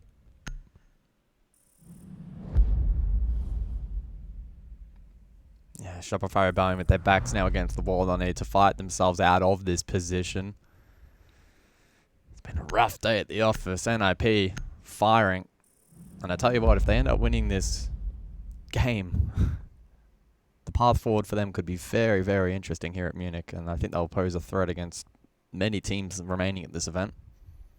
As for the bans for the second half, Deimos, Ying. Deimos, of course, and even Ying to an extent, seeing quite a lot of gameplay in the prior half. And then as expected defensively, it's his army off the board. Defenders, protect your bombs as from being well defused by attackers. taken out. Shopify Rebellion potentially looking to try and enable that Ying, but of course NIP simultaneously responded. Changing mag! Welcome that!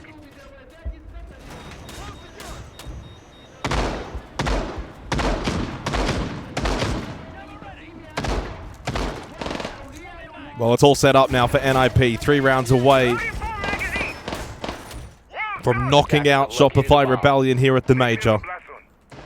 Getting to then fight 10 seconds to insertion. for their place in finals tomorrow. 5 seconds to insertion. I'm not quite sure necessarily who they would play, whether that is immediately decided or not, or if there is other games that still need to be played out to determine. But regardless of whoever they play, it would be a team maybe that you don't want to face. An NIP team, hot in form, is dangerous. The drone is ready to go. But they're not there just yet. Shopify Rebellion must now dig deep.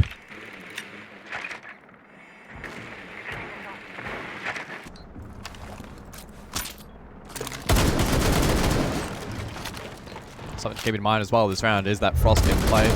Not particularly prevalent here on Border. So Rebellion need to ensure that their drone work is good, and if those traps are firstly to be identified, that they take mental note of that.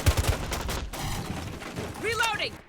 Spoit on the shock drone. We saw really good play from Fantasy prior with both shock drones and fluoros, Roteros in clearing these mirror windows. Again, NIP though, draw first blood. Some good work from Spoit there in terms of util clearance in the meantime. And be trying to play off of Canadian, the young and the old. Smokes, jets himself into position to find an angle in towards Armory. Con's playing close by. Ambi does find a kill onto Wizard. Takes one out. Spoit, though, losing the battle to Pino. He now hits James Bond territory. But it's a 3v3 and the round does stay alive for both teams. Pino low on health as well. With Monty still up, there's good entry support for Shopify Rebellion. Plus the fact you still have the glass, but no more smokes. Yeah, that Nitro threat below I thought would be an impact, but Fantasy blows the Nitro early. Canadian now with Rat towards site, looking to try and cross over towards half wall for the plan, and then the coverage from the exterior with these 2 remaining attackers still up. There is still one more Nitrocell available, but it's Pino, and he is low on health. Over towards Fountain. Now Archives, he has rotated. Fantasy, actually, by the way, east stairs. Oh, Canadians relayed some really good information here. He is thinking about maybe trying to just get them stuck. Ambi follows up. There we really go. strong play from Canadian and Ambi. Fantasy by himself coming from break. Shopify Rebellion able to break down this site. Into Archives, the plant will go down, and Ambi gets another one. Good job, guys. The young gunner highlighting his capabilities. Canadian set him up, and Ambi was able to get the slam dunk. Yeah, there's a lot of responsibility on Ambi in that round to have impact initially. For the first clear, big smoke investment outside of the main breach position, and did his job in, I think, clearing Wizard over towards security initially, and then the follow-up nicely later on. Canadian didn't panic, didn't force a plant, didn't try and pull out the pistol and get a kill. And defuse as many bombs Ensured he as they stayed alive, relayed really good information, Ambi allowed to reposition and given an advantageous position to claim multiple And that doesn't go into the stats either, but that's essentially a double kill as well, just as much for Canadian. Being able to get into such a strong position, relay that information, and has to relay it properly, yellow being aside. Ambi is playing off what he's getting called and seeing courtesy of his multiplayer. It's been a complete 180 reversal for Canadian from Clubhouse. 4-3 scoreline. The North American team not wishing to exit this tournament just yet. Finding it within themselves to keep digging just that little bit deeper. And if Rexon and Spoit can join the party, well, they might just end up celebrating border.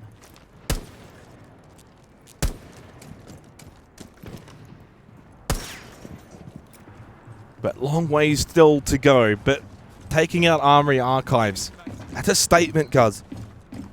It was the one site that NIP were incapable of winning back on their own attack. Spoit is on the board. It's got to be a good feeling. It must be an amazing feeling. Opening kill as well at that. On to Hate the smoke. It's not just the fact of finding one kill, it's the significance of what that means in this very round. It's an opening kill onto the smoke, who now doesn't get any of those gas babes in play. Huge start to the round for Shopify Rebellion as they attack Bathroom and Tellers, and Canadian gets to work on the Twitch. Yeah, some nice util clearance from down below. Looking to enable this clear from others. Setting up a breaching sequence. Range hard breach enabled now, and that's good fundamentals from SR. Emphasis now on those on the top floor. Roam here still have impact, as Surf unfortunately sacks the drone. Wizard in particular, over towards Fountain. Top East as well, Fantasy. These two with a big responsibility to find a kill or two. Wizard's got to be careful. He hasn't quite got Cons in a position to help just yet, although slowly rotating.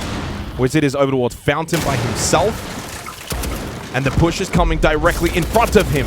That was a peak shot by Ambi that missed, but Surf found the kill off the Fantasy. Rexon can't win his fight, and the big nitro from Wizard will offset a somewhat early advantage for Shopify Rebellion. Even coupled so now with Canadian on the floor, he can get revived. I think Pino may get picked up as well simultaneously here, so an intriguing reset for both teams. I mean, couldn't be more even heading into the final minute of this 8th round, but with Con still up on that clash, I mean, that's a big boss that's going to need to be dealt with by the attacking team. Still double impact Ampere from Spoit, so look at that as direct counterplay onto the clash. No explosives though, which could compromise their ability to cleanly take the shield off the board. Wizard playing by himself. Big fight. They need to try and push this together, but Shopify Rebellion actually are going to push away from Wizard. They want to go more so towards the site. Admittedly, there's only 20 seconds remaining. Are they thinking about a hatch drop? Canadian posturing. Con sitting inside of Tellers. They've got Pino over towards Workshop, so they've got this surrounded. This is exactly what NIP wants. Boy caught in the hallway. Canadian there for falls. Rather than going for the clear, Shopify Rebellion went direct, but the trap had already been set by the Brazilians. They now have a 2-round lead. They are now 2 rounds away from knocking out Shopify Rebellion. It is timeout. And boy, is it needed.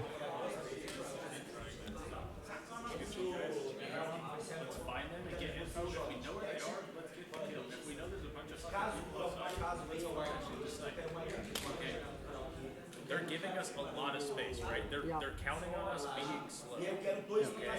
So we can take shit fast and then give ourselves more time to win this with the rest. Right? Let's not be careless. Let's be patient. If we need to clear BBs, if we need to clear util, make sure we're bringing Brahma or Fletcher, whatever we need to do. But let's get good info. Let's work things together. Okay? We're fine. Everyone relaxes. Count it down. Same page. Keep on the fight. Okay? Well, the messaging from Super, I think, is actually spot on. It's not a case of let's just play ultra fast and play carelessly. It's like, let's still get really good information, but when we do get that information, we'll pick up the pace and try and take that space a little bit quicker that's being afforded to you by NIP. And the major goal in that is, as we just saw in that last round, they only had 20 seconds left. You move a little bit earlier, a little bit faster earlier into the round, you might have had 40 seconds left, or maybe you play that round out a little bit differently. Maybe you do have the time to actually push Armory and clear out Wizard. Take a 3v1 battle there, maybe you clear him, then it's a 3v2 go hit site. Instead, they were kind of forced due to the time to go directly to the site, in which case NIP basically had it surrounded. I do wonder what may be leading to the pacing issues that we've seen here and potentially in Clubhouse as well. Is it a conscious tactical effort to be a little slower? Or is it perhaps more back-end issues that are preventing it might be also just, what NIP, the way that they're playing those. And NIP as well, posing some really good challenges. Yeah. So 5-3 the scoreline. Round 9, a tactical timeout used. Shopify Rebellion need a conversion here. We're ready for company. See what they have to offer. Monty in play here. I mean, this could be a make or break, right? Because this is the site that Shopify Rebellion had already won, but it's the site that largely should be the strongest for defense. If NIP win this, 3 match series points to eliminate the North American team. Loading new magazine. But if Shopify Rebellion win this, it's almost like a little statement to say that main site, you can't win it. You're going to have to win it elsewhere. And then it's 5-4, and it really opens up the map. This 9th round, guys, it feels like the most pivotal. Canadian forced back by the gas spade thrown out by Fantasy. Goes for a double for more damage. And it does do a little bit of damage, but it does mean now the smoke is only down to 1 babe. Maybe brings the Nitro now a little bit more into play as well onto the Monty. Still tight margins. A well-placed one could find Canadian, and that really turns the tide of the round. Caroline goes for Surf. Brute's now on the ground. Still has a shock train as well that he'll be looking to get value from. Aggressive from Hates, is considering there's a lot of players posturing here from the attack. Logic Bomb as well. Canadian got to be careful here with his positioning. Fantasy, though, just overwhelms him. He got the guard break. Pino gets rid of Spoit. It's falling apart for the Rebellion. It's out of ammo for Fantasy, and Ampy will then oblige. He'll take the free kill. 2 in the round for the young gunner, and still lots of time remaining. It's double DMR into 2 defenders who have already taken a hit. That's very winnable. It's still an okay position here for Shopify Rebellion, provided they have a decent amount of information. And if NOP don't set up these correct crosses... Well, NOP should, at this point, just be playing sight. Oh! Okay. Huge angle found from Ambi, who still has a logic bomb available. And there's actually still a shock drone available for Surf. So in terms of information gathering availability for Shopify Rebellion, they've got it in spades with 40 seconds left.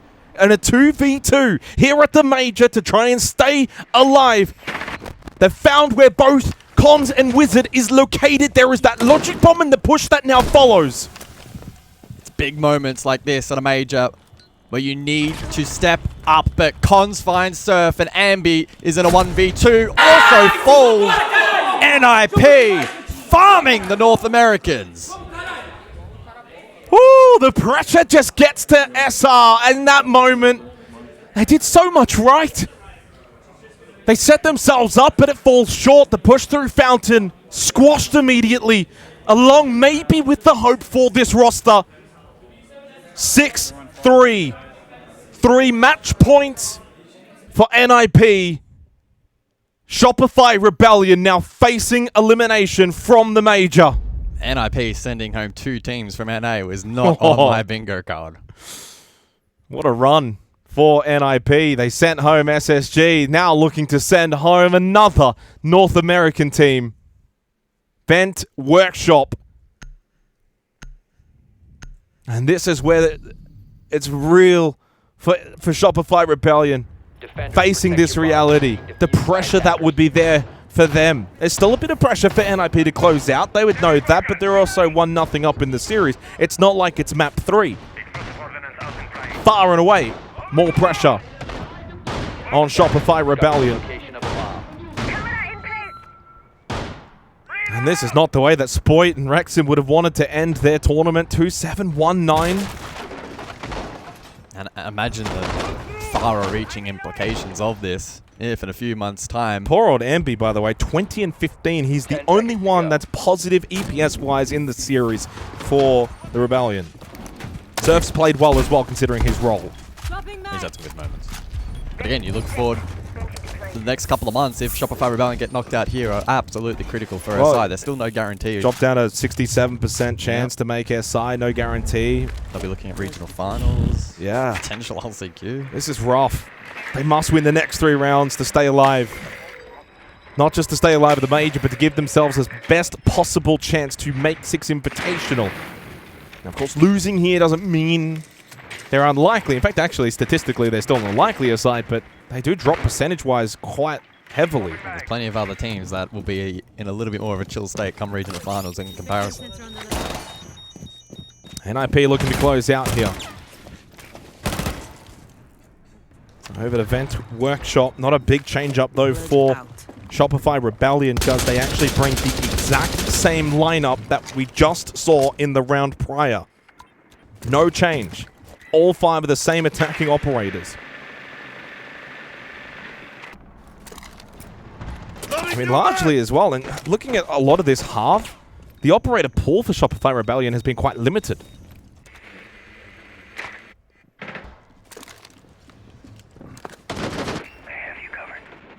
And the unfortunate reality of that, if you want to dig a bit deeper, means that you become predictable. Logic bomb from Ambi. I think they want to try and catch out Wizard over towards security. He might just be feeling the heat. But he wants to dive towards the heat. And with the glass band out, they can't go for a similar playset prior where they sent Ambi forward with the smoke protection. This is a really tough clear for the attack. Wizard going to slip into the smoke. He might be able to shoot Canadian into the back. No, he runs in, goes for the dash. There we go. Oh, what a play from Wizard. Awesome, magical. Looking to send Shopify Rebellion home in style.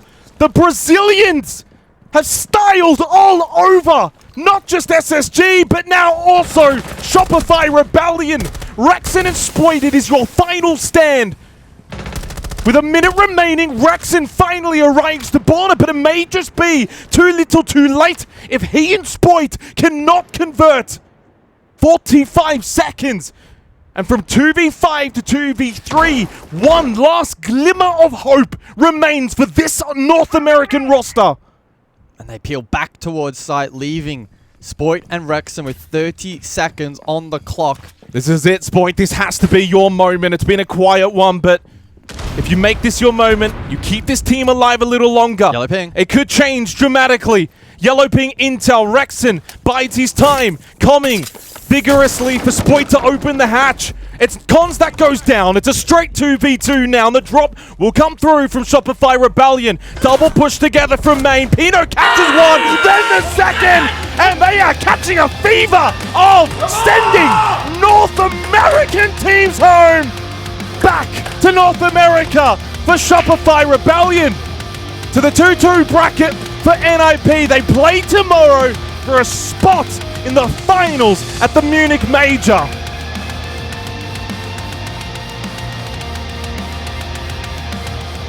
Heartbreak. Heartbreak for Shopify Rebellion. They would have come to this event with far more expectations, only to let themselves down. Ultimately, at the hands of an NIP team that are building some decent momentum. They are going to be a dangerous team tomorrow. Yeah, they really have some magic about them. The last few months and their development into Stage 2, EWC, now into Munich, they continue that upwards trajectory. They will be a threat 2-2 if they can go beyond that in the playoff bracket as well. I'm sure they can make a dent. As we have a look at the overview, 7-3. 7-3. Didn't feel like 7-3, 7-3 at times, maybe more so in Clubhouse. Yeah. Border probably had a little bit more of a tinge to it of competitiveness, but ultimately, Ambi I thought was tremendous. I mean, he is an incredible talent. Unfortunately, just one of those kind of series, I guess, because, Canadian was 110 on the opening map. Obviously, Rexon and Spoit struggled far more on Border than they did necessarily on Clubhouse. I thought Surf was rather consistent for the role that he plays. Ultimately, for NIP, you kind of look at the EPS numbers across the board, guys, and it's a total team effort across both maps. Everyone had moments. Everyone had impact plays. They were consistent. Look at the cost numbers as well. 3 players over 70%. Those are really high margins, and the other 2 around the 60 mark. That is a solid result for an NIP team building form for tomorrow. Not sure yet who, of course, they're going to play, but they will play, unlike Shopify Rebellion, who now head home. Down to 67% chance for 6 Invitational. Do we see them there or not? Well, they need to pick themselves up for regional finals. There's, of course, a big bag of SI points on the line there, and LCQ failing that. If they play this brand of Siege, it's going to be tough. I think they'll need to see some improvement in terms of just their overarching team play, but they're such a talented roster with so much to tap into that all it takes is, a month of development, and I'm sure that they can bounce back. So still excited to see them, and I mean, hopefully we see them at Paris. Well, you got M80 that's playing as well as they are right now, an SSG team that will be going to, looking to bounce back, and then you've got other teams as well in North America that will be thinking that might be their opportunity in their quest for 6 Invitational. It's not going to be an easy road whatsoever for Shopify Rebellion, a little bit back to the drawing board, but I think that they would be more disappointed for well knowing they know they could play better than They didn't tap into their full potential, and I think there's no worse feeling as a team than when you leave a match and you didn't play as well as you could have. If you get beaten by an opposition that plays really well and you feel like yourselves, you prepared well and played well, that's one thing, but Shopify Rebellion, I'm sure, on reflection, almost immediately would be like, hey guys, this is not anywhere close to our 100%. And that's not to take away from NIP whatsoever. Well, they played an incredible brand of Siege, and that made it more difficult as well for Shopify Rebellion. And now heading into tomorrow, NIP will be playing for a chance, obviously, to make finals, to make that final 8. I mean, we don't know who they're necessarily going to play just yet, but do you think they can beat pretty much all of the teams that will be within the pool of potential opponents? Yeah, I think I was pretty hot on them heading into this event based on what we saw at EWC, and I don't see any reason why that would change. I think they played phenomenally today. They showed really good depth, and their ability to do well on entry and then convert win conditions is something that's going to bode well for them for the remainder of this event. And as I kind of alluded to at the end of the cast, if they are able to make that bracket, I just have a feeling of all the teams that could potentially be in the 8, they're the real dark horse threat to maybe pull off something special. Absolutely.